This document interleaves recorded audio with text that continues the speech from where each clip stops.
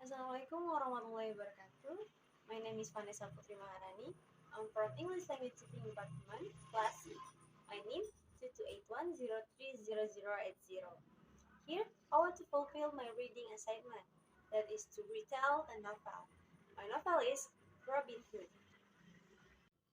During the reign of King Henry II in England, 90 years old, Robin Hood gets into a fight on the way to an archery competition,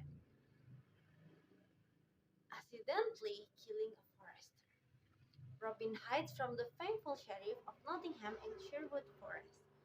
Over time, other outlaws join him and he becomes the leader of their band. They vow to help others who have been unfairly oppressed or are in need, and they do so by taking from those who have wronged these people. As Robin Hood becomes more notorious in Nottingham, the sheriff attempts to catch him but always fails, realizing that he cannot outsmart Robin Hood. The sheriff gives up on his aim to catching the outlaw. When the sheriff holds an archery competition, Robin Hood's right-hand man, Little John, participates in this quest. The sheriff is so impressed that he invites Little John into his service. Little John accepts and enjoys the life of leisure while working for the sheriff. However, he began to miss his friend in Sherwood Forest and returned having stolen the sheriff's silver. Robin Hood chastises Little John for stealing from someone who did not wrong him. Little John brings the sheriff into Sherwood Forest, where Robin returns his silver. A full month later, King Richard visits Nottingham. He and his men go in search of Robin Hood dressed as friars. They meet Robin in Sherwood Forest and reveal themselves after an archery contest. King Richard offers a place in his service to Robin Hood and his men, which they accept. After King Richard dies, Robin Hood returns to Sherwood Forest, where he insists to remarry. However, the new king is unhappy about Robin's departure and sends the sheriff after him. Robin Hood kills the sheriff and then becomes ill. He asks his cousin Annan to heal him. However, his cousin is afraid of being punished by the king and so cut open a vein leading to Robin's heart. Little John comes to Robin Hood after hearing this horror. He helps Robin shoot one last arrow and look out on Sherwood Forest before dying in Little John's arms. The climax of the novel, the moment of most tension, occurs when Robin Hood comes closest to being captured and possibly losing his life.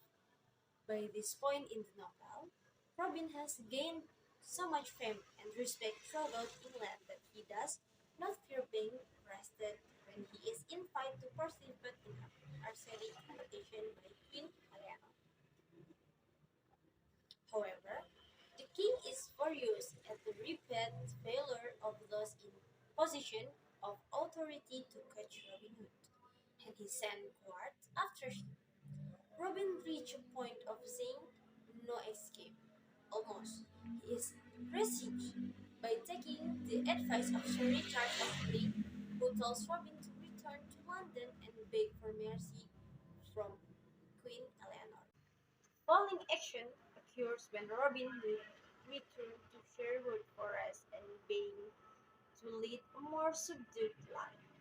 Yet even here, towards the end of the novel, another episode of conflict happens. Robin comes across an armed outlaw named Guy of Gisborne, who has been sent by the sheriff of Nottingham to catch him. Robin kills Guy, the second man he kills in his life. When Robin leaves Sherwood Forest to accept a position in the service of the new king, Richard, and become an earl, his conflict with authority might seem to be over. However, in the epilogue, he returns to Sherwood after many years and is pursued by the Sheriff of Nottingham one last time. The long conflict between the two ends in the story, result occurs when Robin kills the sheriff, forever eliminating the threat that has followed him so far long. However, Robin then succumbed to an illness possibly because of the regret he felt for killing another, even though his victim was his mortal enemy.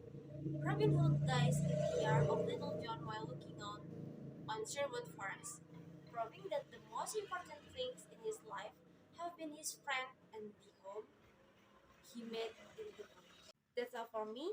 Thank you for nice attention. Assalamualaikum warahmatullahi wabarakatuh.